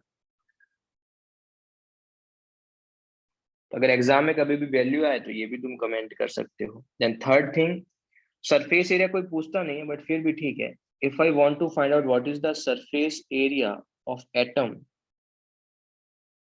Divided by surface area of nucleus. सारा थ्योरी रिवाइज करके रखना, because mostly next to next class में we will solve the problems. Numerical से सॉल्व करेंगे, थ्योरेटिकल पार्ट ऑलमोस्ट फिनिश हो गया, इसलिए मैंने अभी तक बुकलेट में से प्रॉब्लम्स नहीं दी है. ठीक है. सरफेस एरिया क्या होता है तुम्हारे पास formula 4 pi into R of atom का square divided by 4 pi into R of nucleus का स्क्वायर. 4 पाई से 4 pi cancel out. R of atom divided by R of nucleus का square. Atom upon nucleus is given 10 to the power 5. इसका square मतलब 10 to the power 10.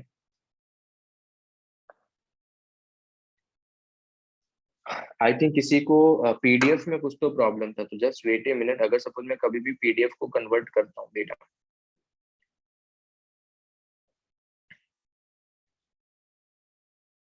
तो I think तुम इसको page में भी माइट भी ब्रेक कर सकते हो. वही मेरे को एक बार देखने दो. ये ब्रेक नहीं हो रहा क्या पेजेस में? नहीं सर, नहीं. एक ही पेज दिखाता है.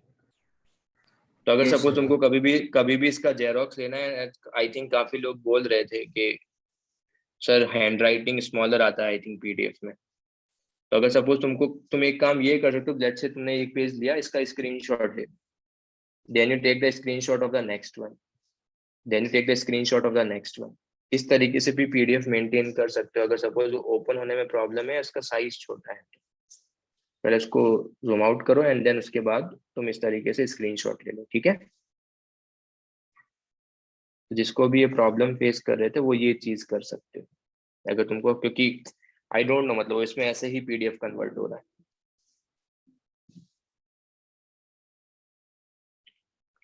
तो ये एक चीज मेंशन करना था, वो मैंने बता दिया. या lecture is finished, you can ask your doubts.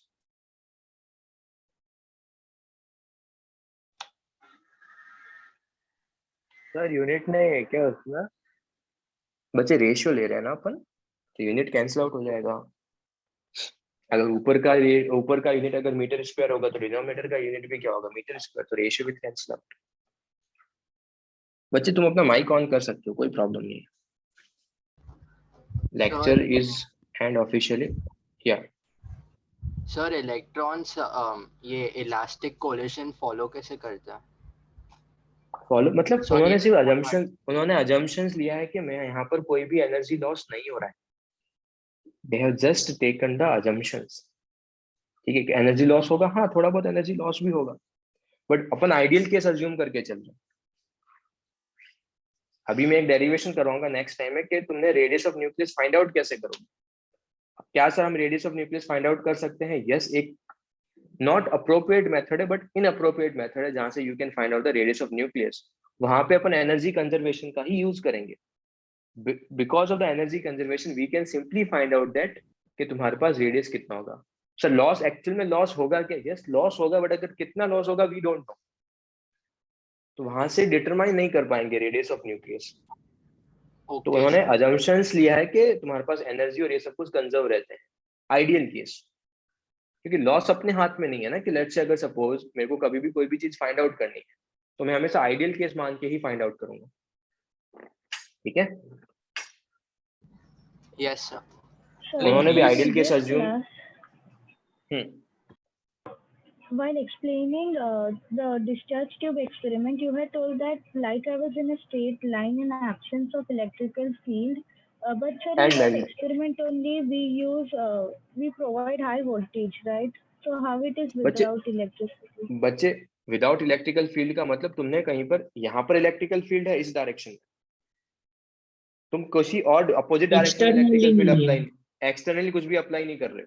अगर तुम ऐसे अप्लाई करके रखा तो डेफिनेटली स्ट्रेट लाइन में ट्रेवल करेंगे ना. अगर सपोज तुमने इलेक्ट्रिकल फील्ड ऐसे ही अप्लाई किया है, ऐसे अप्लाई किया, इलेक्ट्रॉन ऐसे ट्रेवल कर रहे हैं, बट लेट्स से अगर सपोज तुमने इलेक्ट्रिकल फील्ड यहाँ पर भी अप्लाई कर दिया एक्सटर्नली और बैटरी लगा के है, तो वहां पर डिफ्लेक्शन हो जाएगा फिर. Yes Okay, sir. Sir, one more doubt.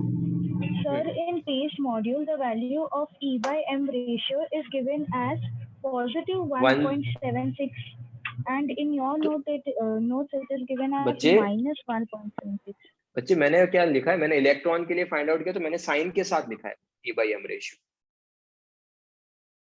But अगर एग्जाम में अगर आए तो तुम पॉजिटिव वाला भी सही है, क्योंकि वो वहाँ पे साइन कंसिडर नहीं कर रहे हैं। अगर मैं साइन कंसिडर करूंगा, इलेक्ट्रॉन का साइन कितना होता है, माइनस इलेक्ट्रॉन का पे चार्ज इतना होगा। Hello, Yes, sir. और अगर मैं मास लिखूंगा तो मास कितना होता है, अभी मेरे को ये भी पता है। तो डेफिनेटली इसको अगर मैं डिवाइड करूंगा तो मेरे को क्या मिलेगा, मेरे को माइनस 1.76 मिलेगा। यस, क्योंकि मैं साइन कंसिडर करके रखा है और कुछ भी नहीं है। एग्जाम में से हमको प्लस दिया तो हाँ ठीक है, चलेगा, सही है, वो भी आंसर सही है। अगर माइनस का भी लिख रहा है इसका मतलब वो साइन कंसिडर कर रहा है, दैट्स इट। क्लियर बच्चे? हाँ। Yes, sir. Sir, is there any reason for the statement that density is independent of mass of atom? बच्चे प्रूफ करवाया तो ए कैंसिल आउट हो गया ना, ए मास नंबर था, वो दोनों कैंसिल आउट हो गए। वॉल्यूम में देख ऐसा कैंसिल आउट नहीं हुआ था, ये रहा है। तो क्या वॉल्यूम मास नंबर पे डिपेंड करेगा? यस, मास नंबर ज्यादा होगा तो वॉल्यूम भी ज्यादा होगा।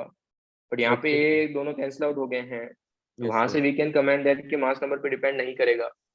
क्या रेडियस भी मास नंबर पे डिपेंड करेगा? यस, रेडियस भी मास नंबर पे डिपेंड करेगा। कैसे डिपेंड करेगा? ए की पावर 1/3 के रेस्पेक्ट में डिपेंड करेगा। Okay, sir. Thank you.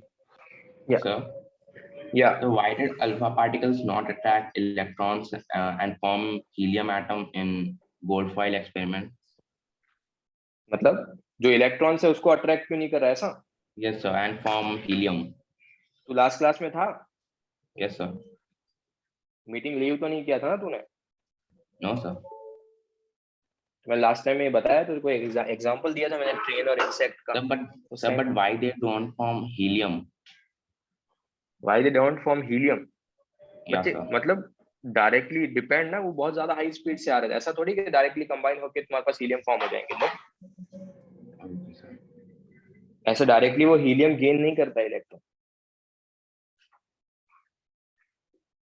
Electron को स्पेसिफिक डिपेंड करेगा ना किस डायरेक्शन में आ रहा है, बहुत रैंडमनेस है, कुछ भी इफेक्ट नहीं होगा। उतना इफेक्ट होगा बट इतना सिग्निफिकेंट नहीं होगा कि तुमको वो देखे। थोड़ा बहुत हो सकता है उसका इफेक्ट, बट सिग्निफिकेंट नहीं होगा तो तुमको नहीं दिखेगा। ठीक है सर, मगर अगर हाई स्पीड का एटम, मतलब जो अभी हीलियम पार्टिकल आ रहा है और वो बहुत हाई स्पीड से इलेक्ट्रॉन को टकरा रहा है, तो इलेक्ट्रॉन उसी से हीलियम का पार्टिकल नहीं बनेगा पूरा? बन सकता है, वही मैं बता रहा हूँ, बन सकता है, पर उसका इफेक्ट उतना सिग्निफिकेंट नहीं होगा। अगर लेट्स से तो 20,000 के आसपास स्ट्राइक करवा रहा है और लेट्स से एक दो हीलियम पार्टिकल से फॉर्म कर रहे हीलियम एटम, तो might be they can form. उतना अगर अपन वो उतना विजुअलाइज ही नहीं होगा, क्योंकि तुम 20,000 का डिफ्लेक्शन करवा रहे, 20,000 अल्फा पार्टिकल्स भेज रहे हो, तो एक दो में अगर ऐसा चीज होगा तो ठीक है, fine, it is possible. Okay sir. Sir, मुझे फर्स्ट लेक्चर में से डाउट है। अभी आपने लिखा था एलेक्ट्रोप्स के नीचे अपने दो एग्जांपल ट्रू और फॉल्स दिया था, उसमें से सेकंड ट्रू और false, atoms are the smallest particle of matter which takes part in a reaction, तो false लिखा। और आपने लिखा कि it does not account for difference in properties of charcoal, graphite and अच्छा, वो diamond। दोनों सर ये क्या है? नहीं, मुझे नहीं समझा। वो दोनों डिफरेंट पॉइंट है बच्चे। एक्चुअली जब लेक्चर 1 करवाया था तो लेक्चर 1 में क्या था कि मेरे पास स्पेस नहीं था, जब मैंने पॉइंट लिखा था ना तो एक्चुअली स्पेस की प्रॉब्लम के कारण था।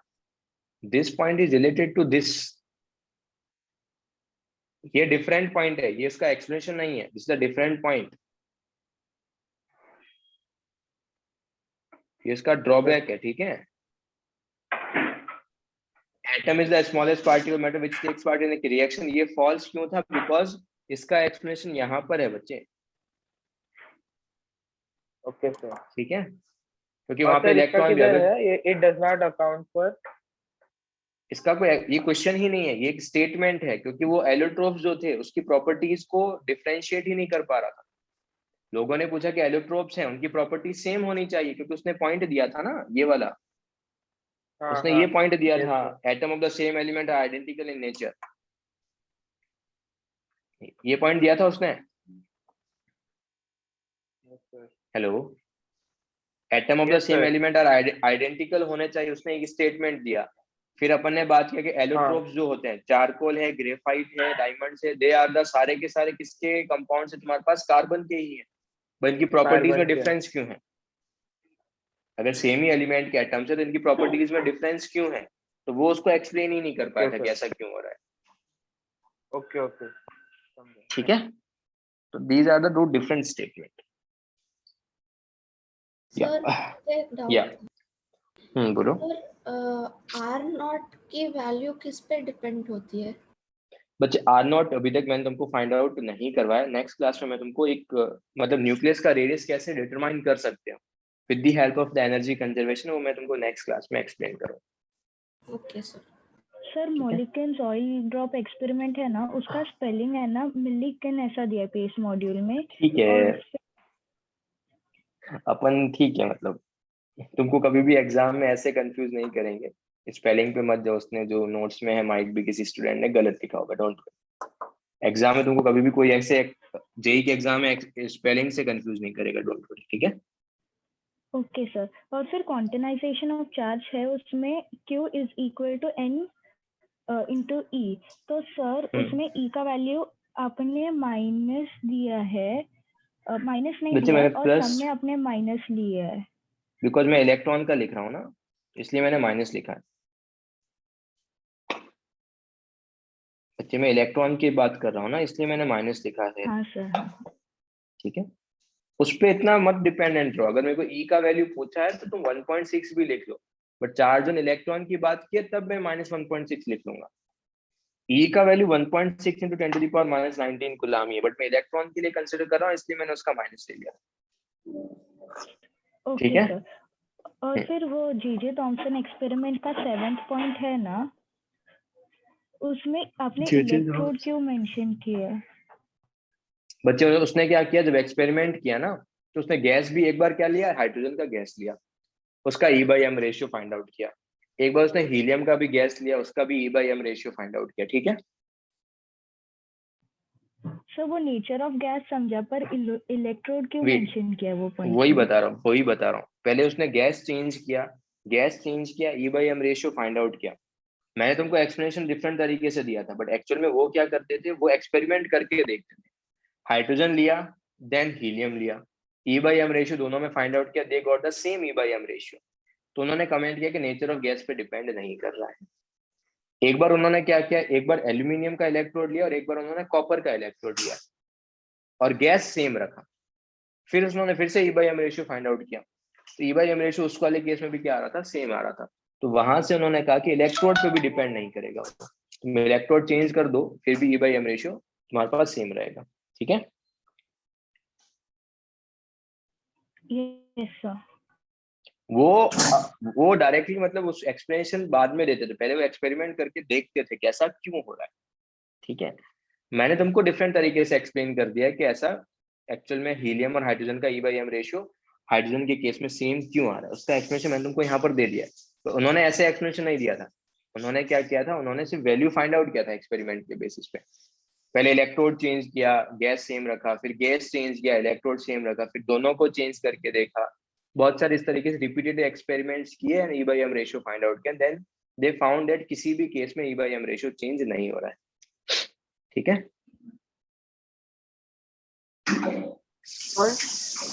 सर वो क्वांटाइजेशन ऑफ चार्ज है ना, उसमें स्टार्टिंग में आपने एक्सप्लेनेशन दिया और उसके बाद में मास ऑफ इलेक्ट्रॉन फाइंड आउट किया, तो सर वो अलग पार्ट है कि सेम पार्ट है कंटिन्यू, कि हम लोग ऐसा टाइटल दे सकते हैं कि calculation of mass of electron?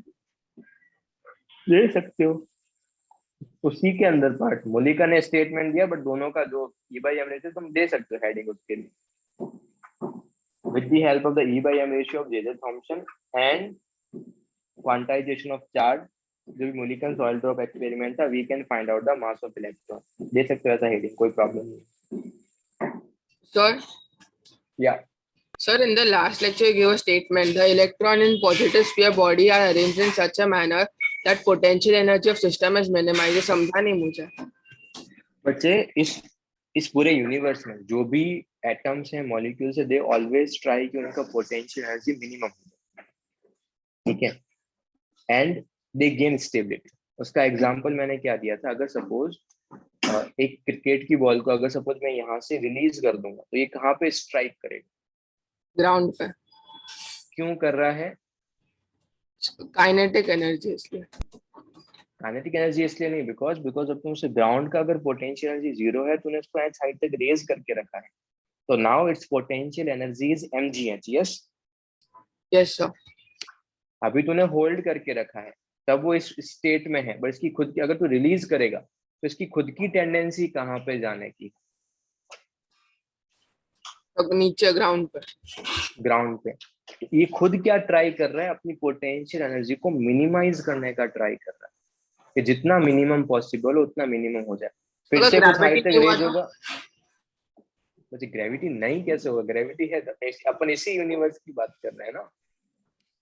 Okay universe के, सॉरी, अपन इसी तुम्हारे पास जो है प्लेनेट की बात कर रहे हैं ना, तो इसके बेसिस पे यही इस जो अर्थ में जो हो रहा है उसके बेसिस पे तो मैं कमेंट कर सकता हूँ, अदरवाइज मैं नहीं कमेंट कर पा रहा हूँ वो चीज।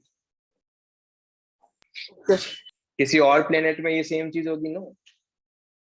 No sir. तो जब भी होगा वो दे विल ट्राई कि अपनी एनर्जी को मिनिमाइज कर दें, स्टेबिलिटी को गेन कर ले।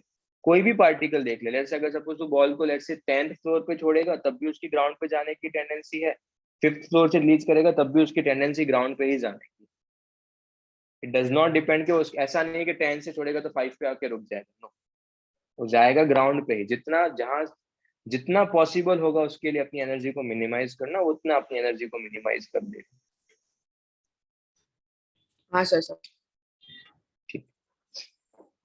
Sir, और या sir, if a particle has a tendency to minimize its